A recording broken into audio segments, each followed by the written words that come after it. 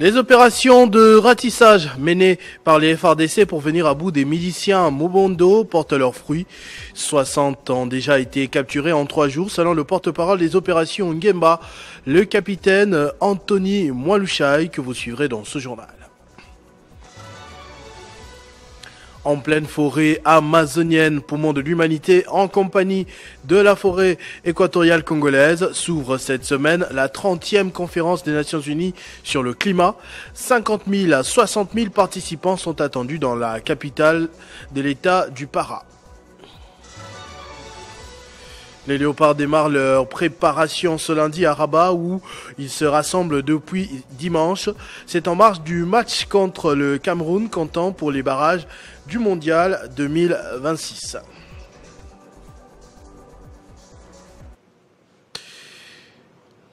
Mesdames et messieurs, bonjour. La conseillère personnelle du président américain, la pasteur Paula White, a présidé samedi un culte spécial pour la paix dans la région des Grands Lacs.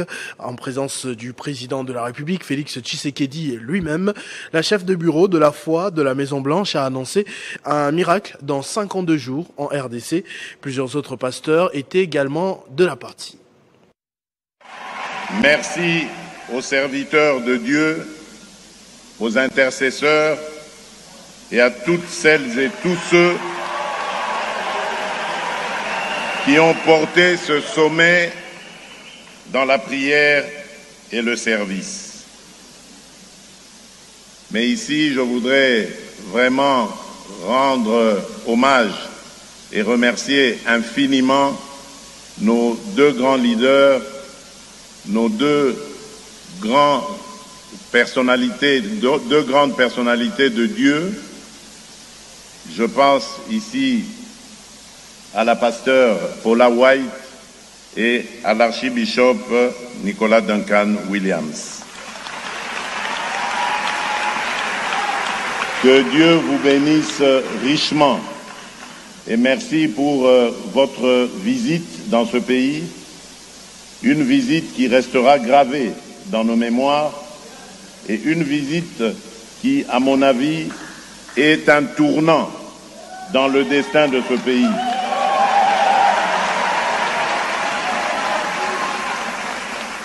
Notre pays a traversé des temps de preuves. Mais ce soir, je veux redire devant Dieu et devant vous, la République démocratique du Congo a choisi l'espérance. 19e réunion ordinaire des ministres de la Défense de la CIRGL face aux défis sécuritaires persistants dans la région des Grands Lacs. Le ministre de la Défense nationale de la République démocratique du Congo a plaidé pour une solidarité franche et le renforcement des coopérations militaires entre pays membres de région qui se tiendra le 15 novembre prochain. Au sommaire du 9e sommet des chefs d'État et des gouvernements de la conférence internationale des régions des Grands Lacs qui se tiendra le 15 novembre prochain, la 19e réunion ordinaire des ministres de la Défense de la CIRGL a eu lieu à Kinshasa, en République démocratique du Congo. Une cérémonie d'ouverture présidée par la première ministre, chef du gouvernement Judith Suminwa Tuluka. La première partie de ces assises portait sur l'analyse des défis sécuritaires persistants auxquels la région des Grands Lacs est confrontée, se focalisant sur les tensions dans l'est de la République démocratique du Congo et le Soudan du Sud. Dans son allocution, la première ministre Judith Suminwa a déclaré que les échanges en cours de cette rencontre traduira la volonté politique des États membres sur le terrain avant de rappeler que face à ces défis, la République démocratique du Congo reste fidèle à ses engagements pour la paix durable et de continuer d'œuvrer dans la diplomatie, la concertation et la coopération régionale pour taire les armes, ainsi que la renaissance de la confiance entre les peuples de la région, avant de marteler que la CIRGL reste un instrument précieux de dialogue et de solidarité africaine fondé sur le respect mutuel et la souveraineté des États. Le VPM de la Défense nationale de la RDC, Maître Guy Kabombo Madianvita, a martelé sur la solidarité active, mais également sur une coopération militaire renforcée entre les États frères, en vue de vaincre les défis sécuritaires qui gangrènent la région du Grand Lac. La République démocratique du Congo reste convaincue que seule une réponse concertée et coordonnée, fondée sur la confiance mutuelle et le respect de la souveraineté de chaque État, permettra de relever ces défis de manière durable. Défis notamment du terrorisme à travers la prolifération des armes ou encore les menaces transfrontalières qui exigent une solidarité agissante et une coopération militaire renforcée. Les forces armées de la République démocratique du Congo poursuivent depuis 72 heures des opérations de ratissage dans le regroupement de Kingakati dans l'est de Kinshasa. Menées avec professionnalisme, ces opérations ont permis la capture de 60 miliciens Mobondo et la neutralisation de 9 autres. Au cours de ces interventions, les FARDC ont également récupéré 22 armes, dont 15 fusils de type AK-47 ainsi que plusieurs machettes appartenant aux insurgés. Les détails avec le capitaine Anthony Mwalushai, porte-parole des opérations Ngemba.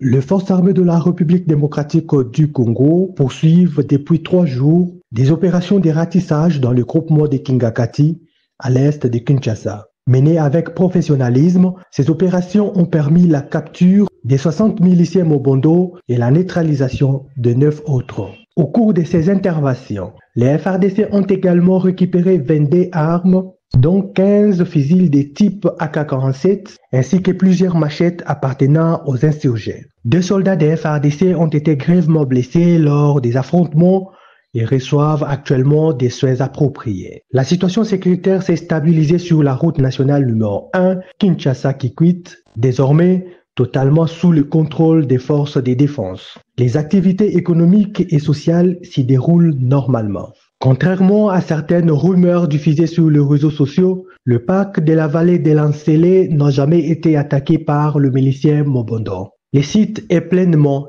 sécurisé. Cependant, plusieurs villages du groupement des Kingakati demeurent déserts, leurs habitants ayant trouvé refuge dans différents quartiers de Kinshasa par mesure de précaution. L'armée congolaise rappelle que le bilan demeure provisoire car les opérations de ratissage se poursuivent dans la zone afin d'enrayer définitivement la menace Mobondo. Les FARDC appellent les insurgés encore en fuite à se rendre avec leurs armes tant qu'ils en ont encore l'occasion. Elle remercie la population de Kinshasa en général et celle du groupement des Kingakati en particulier pour leur soutien et leur collaboration et les invite à continuer de coopérer avec les forces de sécurité pour éradiquer le phénomène Mobondo et permettre aux déplacés de regagner rapidement leur domicile.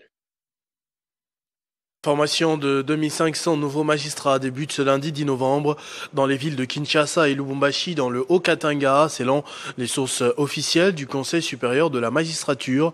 Cette session intensive qui dure 3 mois vise à renforcer l'efficacité, l'éthique, la compétence et la déontologie des magistrats avant leur déploiement dans les différentes juridictions du pays. Le centre de Kinshasa accueille 2134 magistrats, tandis que celui de Lubumbashi en forme 374. Après cette formation, ces magistrats seront affectés à travers le pays dans le cadre d'un programme national de renforcement de l'appareil judiciaire visant le rétablissement de l'État, l'état de droit voulais-je dire, et assurer la lutte contre l'impunité. Cette vague complète une première promotion de 2500 magistrats déjà en fonction depuis 2023, tous issus du même concours national d'octobre 2022. Après le district de Tchangu, Alain Kyungu Mouchidi à l'assaut de Funa, désormais, le secrétaire général adjoint de l'UDPS, Kibasa, s'est rendu le week-end dernier dans la commune de Bumbu où il a inauguré le nouveau siège de ce parti cher au ministre de l'économie numérique, Augustin Kibasa Maliba, en présence des milliers de partisans venus de tous les 4 coins de Kinshasa. Sous un soleil de plomb, des milliers de partisans, hommes, femmes, jeunes et vieux, se sont rassemblés sur la place manifeste dans la commune de Bumbu à l'appel de l'homme des terrains, Alain Kyungu Mouchidi.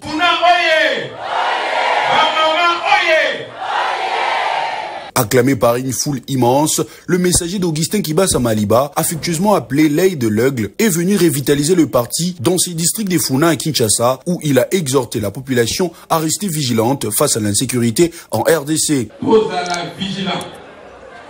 Bas message, bas discours. Il y a division, tolingi, yango atamu kete na Funa awa. Tozo Ghana. ozala ekenge onyo ça vous a discours ya banguna il faut dénoncer bango rapidement la service de sécurité biso nyonso tozala en unité comme un seul homme. Le secrétaire général adjoint chargé des questions politiques et administratives, Alain Kungumushidi, salué par son leadership participatif, tient à faire flotter les drapeaux de l'UDPS Kibasa dans toute la ville congolaise. Le parti cher à l'actuel ministre de l'économie numérique consolide sa présence sur la scène politique en RDC, notamment au sein de l'Union sacrée de la nation, grâce à l'inauguration de ces nouveaux sièges. La 30e conférence des Nations Unies sur le climat, COP30, s'ouvre ce lundi à Belém, au cœur de l'Amazonie brésilienne. Pendant 2 semaines, des dirigeants du monde entier, experts, militants et représentants de la société civile se réuniront pour tenter d'accélérer la lutte contre le réchauffement climatique, alors que 50 000 à 60 000 participants sont attendus dans la capitale de l'État du Pará.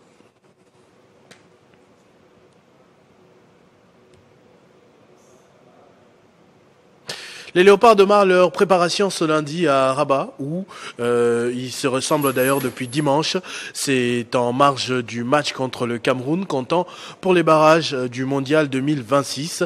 Le point complet sur l'actualité sportive du week-end, c'est avec Christian Bokaya, qui me rejoint de l'autre côté du plateau, si Glody Matoula est d'accord. Bonjour et bienvenue. Bonjour à vous, Christopher Ochokoum. Bonjour à tous les téléspectateurs qui nous suivent maintenant à travers le monde. Voilà, pendant que Glody Matoula réajuste encore, nous pouvons commencer à parler de ce mondial 2026. La RDC y croit encore, ou peut-être les Léopards, les sélectionneurs, le président de la République, une frange des Congolais pensent encore qu'on peut participer au mondial, mais il faudra passer par les barrages. Effectivement, Christopher, et c'est pour ce jeudi déjà face à l'organisation. On suppose que quand on joue l'élite, on doit être un club viable et fiable, parce que même l'argent ne doit pas provenir du ministère des Sports. Bien évidemment, l'État peut toujours jouer sa partition, mais l'État ne peut pas prendre en charge toutes les équipes, parce qu'on suppose qu'à l'élite, au moins les équipes répondent à un certain critère. Et voilà, donc je ne défends pas l'argent donné à Barcelone, mais je veux... Ça n'a aucun lien. Voilà, ça n'a aucun lien, mais je veux juste contextualiser les faits et ça permettra aux uns et aux autres de pouvoir bien comprendre. Très bien, on va à la boxe maintenant. Ouais. Le championnat national reprend ce lundi, vous allez participer ? Je pense juste après ici, parce que je devrais faire un tour aux abords du ring, hein, pas sur le ring. Vous allez participer aux abords. Mais sur le ring, j'irai faire quoi? Je n'ai pas qualité. Alors, les images même que nous avons diffusées samedi Au cœur du sport, ces images de la boxe après 48 heures de pause suite aux incidents survenus vendredi soir. Vous imaginez un boxeur du Kasaï qui a perdu face à celui de l'Équateur et ses supporters n'ont pas été contents du fait que ce boxeur-là a perdu. Il y a eu trouble, il y a eu casse, bien sûr, au stade de Martyr. Alors, le championnat va bien sûr reprendre ce lundi. Dans un communiqué, la fédération a pris la décision de réorganiser la commission des officiels. Elle a également pris des mesures spécifiques à l'encontre de la Ligue du Kasaï oriental en lien avec les actes de désordre et des violences constatées. Là, on n'est pas au Kasaï. Non, ici on est à Kinshasa. C'est la Ligue du Kasaï oriental, enfin, disons, les ligues provinciales qui participent à ces championnats nationaux. Alors, Christopher, j'ai parlé tantôt de la fédération qui tient également à mettre en garde tout officiel technique, officiel de ligue ou tout autre intervenant tenté d'influencer les résultats des combats par des moyens frauduleux, autres que ceux dictés par la performance sur les rings. De tels comportements seront sévèrement sanctionnés. La fédération présente ses excuses les plus sincères pour le retard et les perturbations connues dans le déroulement du championnat. Des dispositions ont été prises pour garantir la poursuite sereine et équitable de la compétition. Bref, pour tout amoureux du noble art, tout amoureux qui voudrait bien suivre de près ces championnats nationaux, il n'a qu'à faire un tour au stadium de Martyr, puisque le championnat a repris effectivement ce lundi. Très bien, Christian. Parlant à présent de l'élite 16, New Gen effectue le dernier réglage. Beaucoup de sujets déjà cet après-midi. Le représentant congolais va se lancer demain. Ce sera bien sûr face à la jeunesse club d'Abidjan Kings de la Côte d'Ivoire avant d'affronter Creole Star du Cap-Vert. Ce sera mercredi et défier le centre de référence de basketball de Tombouctou du Mali. New Gen de Jololongankoy devra batailler dur pour finir parmi les 2 premiers du groupe pour se qualifier à la prochaine prochaine. RDC, c'est déjà pour ce jeudi. Et voilà, si on Ça va passer à la télé? Bien sûr que oui. Ok, très bien. Merci beaucoup, Christian Bokayan. On vous retrouve le soir avec un peu plus de détails au journal de sport. Ce journal est terminé. Je vous en rappelle tout de suite les principaux titres. Les opérations de ratissage menées par les FARDC pour venir à bout des miliciens Mobondo portent leurs fruits. 60 ont déjà été capturés en 3 jours, selon le porte-parole des opérations Ngemba, le capitaine Anthony Mwalushai. En pleine forêt amazonienne, poumon de l'humanité, en compagnie de la forêt équatoriale congolaise, s'ouvre cette semaine la 30e conférence des Nations Unies sur le climat. 50 000 à 60 000 participants sont attendus dans la capitale de l'État du Pará.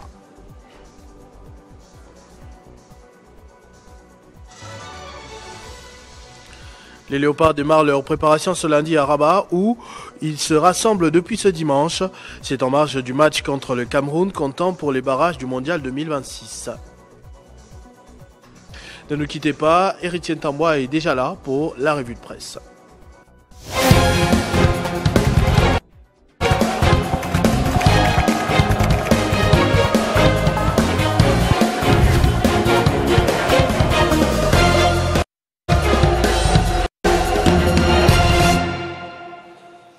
Héritier va me rejoindre de l'autre côté. Bonjour et bienvenue. Merci beaucoup, Christopher, et salutations respectueuses à toutes ces personnes qui nous suivent de partout.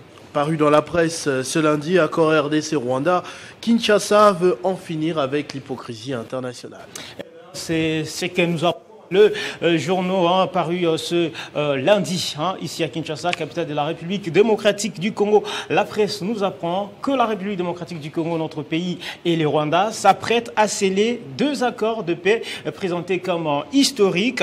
Le potentiel renseigne que le texte déjà paraphé sous la médiation conjointe des États-Unis d'Amérique et du Qatar doivent être signés dans les prochains jours par le président Félix Tshisekedi et son homologue rwandais Paul Kagame. À ces sujets, Chronique Écho écrit de son côté RDC Rwanda, la paix avant les affaires. Ce journal rapporte que le paraphe à Washington du cadre d'intégration économique régionale suscite autant d'espoir que de prudence. Si Kinshasa y voit une opportunité de transformer la paix en moteur de développement, poursuit Chronique Écho, le gouvernement congolais rappelle que la sécurité demeure la condition sine qua non de toute coopération durable. Entre diplomatie pragmatique et réalisme politique, la République démocratique du Congo saisit déplacer la paix avant les affaires, un pari risqué mais lucide dans une région encore fragilisée par les tensions et les incertitudes. Accord économique RDC-Rwanda, Kinshasa pose une ligne rouge, pas d'intégration sans paix effective, écrit de son côté Info 27 qui note qu'à Washington, les 2 parties ont posé un jalon décisif, un instrument censé transformer les acquis du processus de paix en levier des développements partagés. Mais pour Kinshasa, poursuit Info 27, pas question de brûler les étapes. La mise en œuvre de ces cadres ne deviendra effective qu'après l'exécution complète du concept d'opération CONOPS annexé à l'accord de paix du 27 juin 2025. Le gouvernement congolais rappelle avec fermeté que la stabilité et la sécurité constituent les préalables à toute intégration économique. Une position qui inscrit la diplomatie congolaise dans la logique de responsabilité et de cohérence stratégique, plaçant la paix au cœur du développement. On va parler également de Madagascar. Le pouvoir annonce avoir déjoué un coup d'État. Déjà. Tout à fait, 3 semaines seulement après la prestation de serment du colonel Michael Randrianirina, président de transition de Madagascar. Il aurait été visé par une tentative de meurtre et de coup d'État déjoué en temps selon les services de renseignement. France 24 nous apprend que 2 suspects ont été arrêtés, des armes à feu et l'équivalent de 400 000 € en liquide saisis pour TV5 TV5 Monde qui écrit Madagascar, une tentative d'assassinat du président Michael Randrianirina déjouée selon les renseignements malgaches. Une enquête a été lancée à la suite de renseignements obtenu il y a 2 jours sur un projet de déstabilisation et de coup d'État. Après avoir obtenu un mandat de perquisition, les enquêteurs de la brigade criminelle ont fait une descente le vendredi dans une grande résidence privée. TV5 Monde conclut, et j'en termine là-dessus, que les mandataires, les commanditaires, voulais-je dire, ne sont pas encore identifiés selon le contrôleur général de police. Voilà qui m'a fait notre revue de presse de ce lundi, Christopher Ochukoum. Merci beaucoup, Héritier Ntamboa, pour cet exercice. On se retrouve très prochainement avec le même plaisir. Je vous en prie. À tous et à toutes également, merci de votre attention soutenue. Restez fidèles au programme de votre chaîne Télé 50, 16h les langues nationales, 18h Kinshasa, direct avec Arlette Boutella. Vivez heureux, vivez 100 ans, mesdames et messieurs.